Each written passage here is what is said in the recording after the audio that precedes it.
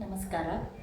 At the outset, I wholeheartedly congratulate all the young and energetic students who are here today for this orientation.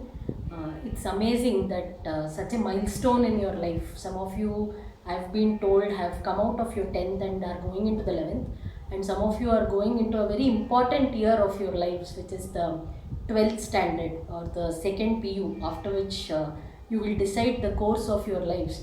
Interestingly, all these things have happened at such a time in your life where probably nobody had seen it coming at the time of the corona pandemic. And you have all come out in flying colors. Your parents have supported you wholeheartedly, and the teaching fraternity, all your teachers who have contributed to what you are, and all the professors who are here with you today and will help you carve your life's path now onwards.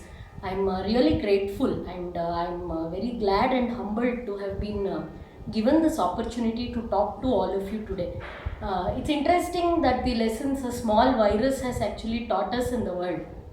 We think so much of ourselves all the time, but a small virus showed us that it could bring all of us down to our knees, and it also showed how closely knit humanity as a whole is, which actually helps us reflect on the lesson of Vasudhaiva Kutumbakam that is in India. So today when I've been asked to share a few things with you, I thought rather than talking about many other things, I could probably share with you the lessons I think that we have all learned during this COVID pandemic. I only urge all the students here to know that we are all patting your backs, not only because you're successful individuals or are going to be more successful in life, but because you're all the torchbearers of the Indian nation, the youth of today and tomorrow. You actually represent what the collective idea of India is to the whole world. When the world sees you, that is when they know what India is. And this is an important responsibility that we all carry on our shoulders, and not just about being successful individuals. So what is it we actually learned from COVID? I think as students, I would really say you have all done such a brilliant job, when most of us probably who are working in different sectors could sit at home and still work from home. You all had to study without knowing when your exams would be. You had to go write your exams, and I was jokingly telling some students recently that you couldn't even copy because exchanging chits, you would also probably exchange virus, and it was not allowed because of physical contact. Anyway, jokes apart, I think one thing all of us have stood out, like I already mentioned, is the resilience of human nature, human mind. We are always ready to adapt to anything. And today as students, you have all brilliantly shown that resilience. And this is one lesson you have to carry all your life. There is a beautiful song which says, Sukhavandare higgade, novinalli kuggade. Either success or failure, neither of them should actually affect us too much in life. Like they say, don't allow success to go to your head. At the same time, don't allow failure to go to your heart. That's the kind of resilient lives we have to develop ourselves to be. And you have all in a way proved that you're like that by, catering to these requirements of a milestone year in 2020, which none of us thought would be like this. The second lesson I can share with all of you is we might think we have been resilient, like I have myself been saying, but at the same time we have to remember how grateful we have to be also. Irrespective of all that we have had to go through, we should be thankful to God because we still have food, we have a roof. Thankfully we are all healthy if we are here together today. And you had access to a lot of resources probably which were required for you to prepare for your exams. Imagine children elsewhere who have not had any of these, say in some rural area or cut-off areas. This actually reminds me that in 2013, I was in flood-hit Uttarakhand. I don't know how many of you would have read in news or seen some documentaries, but I urge you to see such things, because what is shown on TV is probably not at all what is actually happening there. So in 2013, there were very massive floods which hit Uttarakhand, and I was there volunteering on the field, to do whatever seva we could to the people. And I was amazed to see students. I mean, we are just talking about the difficulties of studying from home. These students, their school had completely been washed off by the river. The rooms they were staying in many residential schools, they were half broken down. everything was wet. It was extremely cold because the temperatures, and it was August monsoon season. Irrespective of this, I met students who were walking almost 20 kilometers one way, and this included girls, boys of all ages. 20 kilometers one way just to attend school and get some education. And you should just remember, when I'm telling walking, it's not like the highways of Bangalore. Of course, though we have a lot of potted holes and bad roads in Bangalore, but here it is hilly regions. So when I say walking, it is trekking, ups and downs, not only of life when they were undergoing, but they have to go through many routes like that just to come to school. Let alone the students, even the teachers. Some of the teachers were sharing with me that they used to wake up at 4:30 a.m. in the morning to reach school at 7. And what was school? School was just some rooms which were spared by Ma Ganga in all her fury, where these children could sit packed next to one another. Nothing stopped them from getting that education. Now, this is the second lesson I want all of you to take from life: gratitude. Many times we crib about things we don't have, but what about all these things we have? It's so important, and including me, all of us tend to forget this in life. Along with this, we should always learn that we have to stop cribbing and try to do what is really in our hands. Because cribbing and getting frustrated is just draining your energy and making you more pessimistic, right? So be resilient, be grateful. The third lesson that I just wanted to bring about here is about the use of technology itself. Now, this confusion might be rearing in all your minds, right? I mean, there is one of my mentors, a very senior monk of Ramakrishna Mutt. He keeps telling that nowadays people don't have self-confidence, they have cell-confidence. As in, they use their cell phones, and only when the cell phone is in their hand, they have a confidence in them. Now, at a point where probably even your parents and a lot of people told you that you should never use cell phone or limit your time, everything in the world is happening because of the digital era now, right? But what does this actually tell us? This is where Swami Vivekananda, he actually says that education is not filling your mind with facts, but it is actually tuning your mind and getting the mastery of your mind. Because like we say, just taking example of a cell phone, it means that the good or bad is not actually in the cell phone, it is in our minds. Cell phone is very useful when I actually use it when I need it. Not if I keep browsing through Facebook, letting go of my sleep and everything all through the night. So this is another very important lesson that education teaches us. Fourth thing that I wanted to bring about here is about the dignity of labor. We see a lot of times that we decide our lives depending upon what is actually, fast moving in the world. You call this peer pressure. I again appeal to even the parents here. Many times we end up pushing our children to do what is, voted for as positive, or giving it a thumbs up in the world. But here I see all of you, whoever have chosen science or commerce or arts, each of it is very important in the world. And especially during the pandemic, you would have realized all of us were sitting at home and the world didn't stop. But imagine a day if those doctors or the Paura Karmikas, the ladies and the men whom we see collecting our trash or doing this work, would have stopped working. Imagine what would have even happened to us. So this just tells us how important everything in life is. This reminds me actually how Swami Vivekananda stressed on no work being menial. He said, give your best to whatever you do, right? Whatever you are. You would have also seen, most of us were able to keep ourselves sane, mentally healthy during the pandemic by reading books, seeing a lot of art, listening to songs. Now imagine if a musician or somebody who pursued literature thought they only had to be an engineer or a doctor and nothing else. What would be our state today? So this shows us about the dignity of any work that we do, which also means that you have to do everything with the same importance, same interest.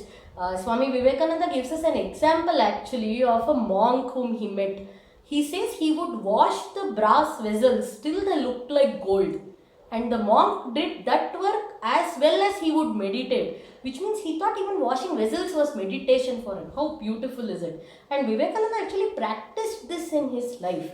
When there was actually an outbreak of plague in Kolkata, Swamiji, who was by then such a popular figure because he had spoken at the World Parliament of Religions in Chicago, he got down to the street to clean toilets. And I'm saying this again because no job is menial. How many of us here, you can just truly ask yourself, shy away from cleaning our own toilets at home? So this is a beautiful lesson that there is dignity of labor, dignity of work. So when you choose, there will be a lot of career counseling, people telling you what you have to do. Just see what is it that you are best at, what is the need of the world, and what actually your interests are. That is where your passion lies, and that should become the purpose or profession of your life. That's a very important thing to do, because we need all kinds of people in the world doing all kinds of work. At the same time, we should also learn then to respect the work that others are doing, and not carry that ego that what we are doing is the greatest work, right? So these four lessons are something we have to learn from the pandemic, and more importantly in life itself, but I drew parallels because we are going through this situation now, right? And Indian education system, the Bharatiya Shikshan Paddhati, if we can call it actually, if you see the Indian education system, your parents would of course know this, but you would have also heard it from your grandparents. Indian education system was never about earning money. Education or studies was a way of actually bettering ourselves, right? To get better and better every day, to become nobler and nobler every day, so that we contribute our might back to the society. In what way can I become, better? In what way can I give both my time and talent and skills back to the society? And education actually helped people become better that way. A byproduct was about getting something to lead your life. It could be money, or back then probably it was a barter system where they got what they needed for life. Contrast to today, where we are all talking about, oh, why do you want to become a doctor? Why do you want to become an engineer? You are probably only thinking of something great we have to become, or some money that we are earning. Remember, that is a byproduct, right? It's not about settling down. This is a favorite joke that I keep saying, that Vivekananda struggled so hard to awaken the masses in India and kept saying, arise, awake, stop not. And people keep asking us to settle down. Just imagine yourself and reflect for a moment on what is settled down. First you think, okay, I'll pass college, then you think I'll pass, maybe get a master's, then get a job, then maybe get a better job, then maybe married, blah, blah, children, they settle down, it goes on. We are never settling down in life, because life goes on because we want to achieve different things and probably get to better things, which is fair enough, because again, quoting from Swami Vivekananda, he said the world is a gymnasium where we have come to work ourselves out. But let one thing guide you, that whatever I am learning and doing, I am going to give back to the society.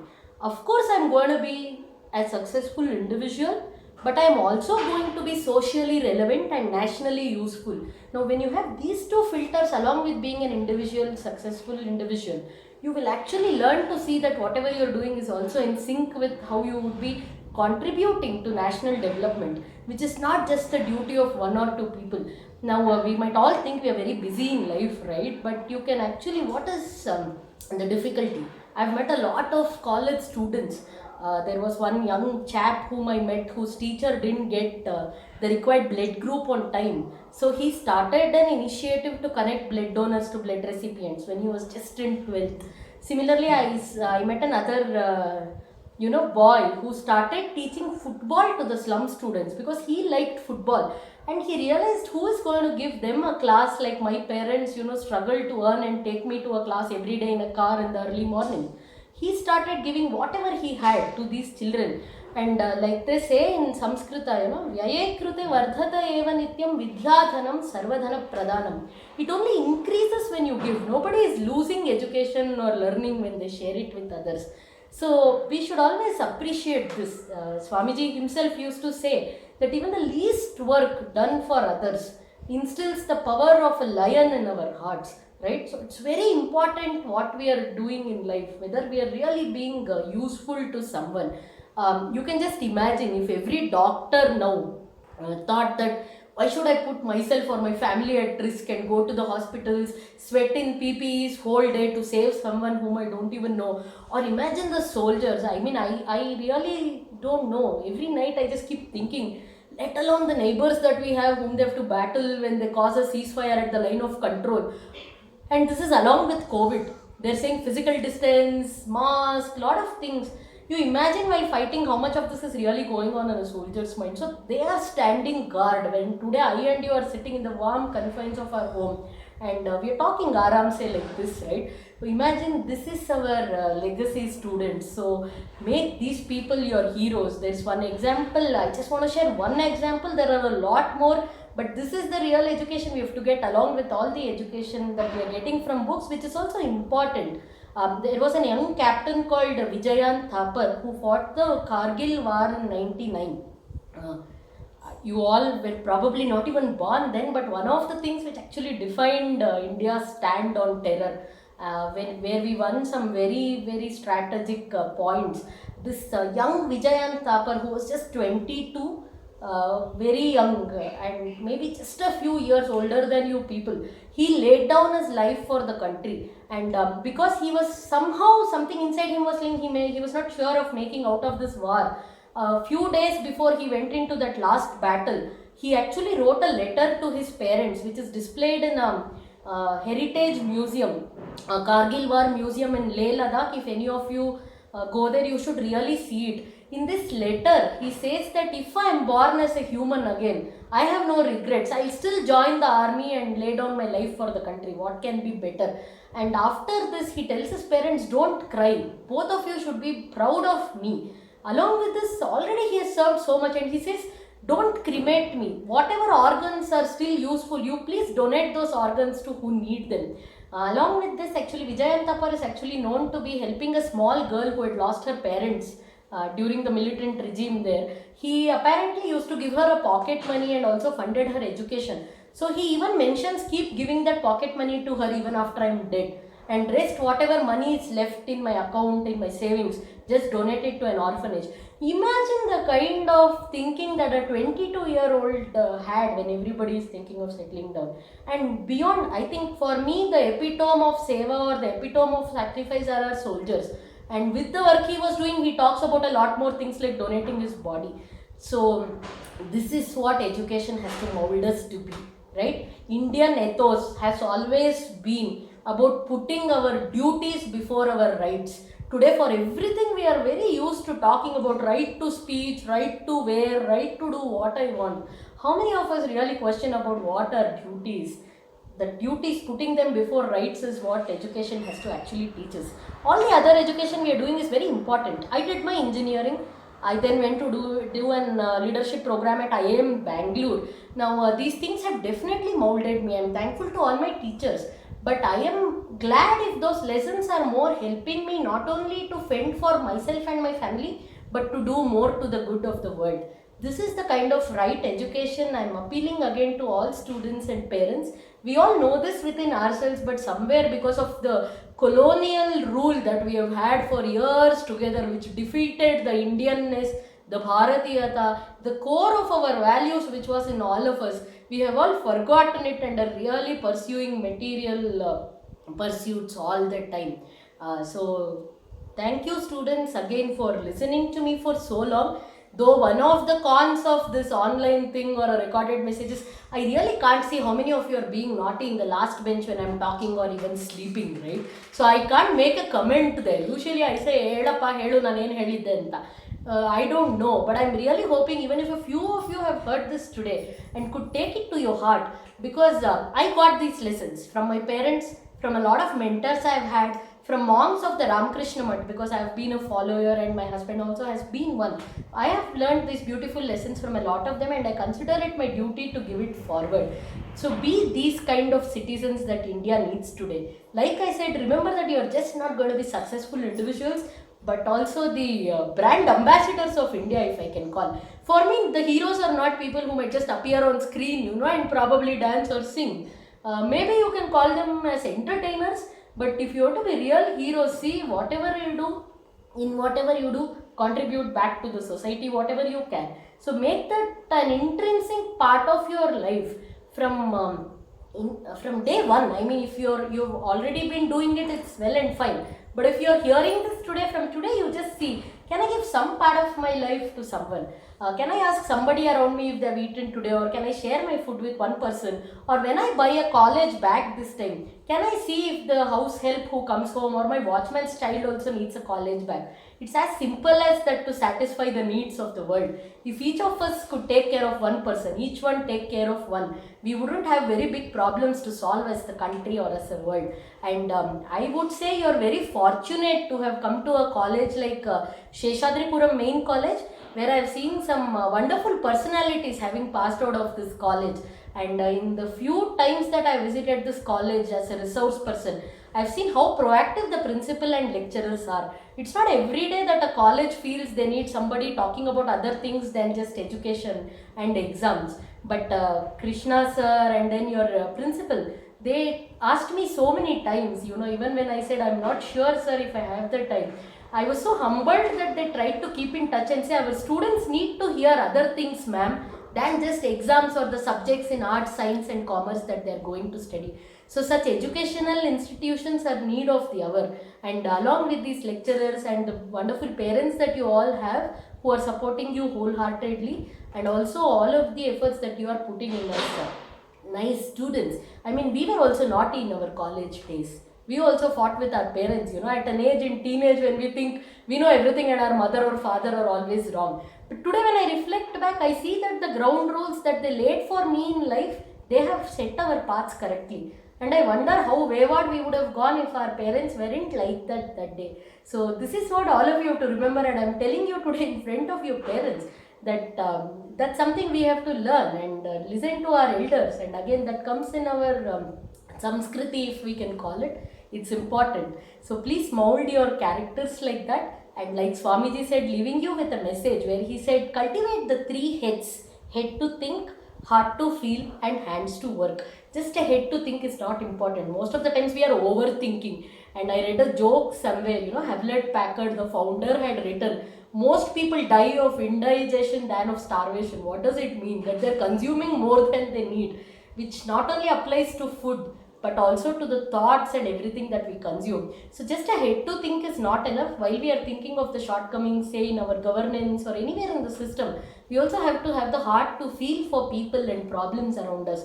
Feeling is not enough. Next comes the hands to work, because that is where just your thinking of the problem is going to, convert into solutions, and your frustration is channelized into action. With these words, I again congratulate all of you for achieving this milestone in your life, and I pray to the Almighty, to Swami Vivekananda, to make you those youth who are going to be wonderful torch bearers for the country in whatever you are. May you have those blessings, and wishing you the very best in your life forward. My gratitude and also my best wishes to Seshadripuram Main College, which is one of the pioneers in Bangalore in bringing about this holistic education and not limiting it for bookish education for the children. Vande Mataram.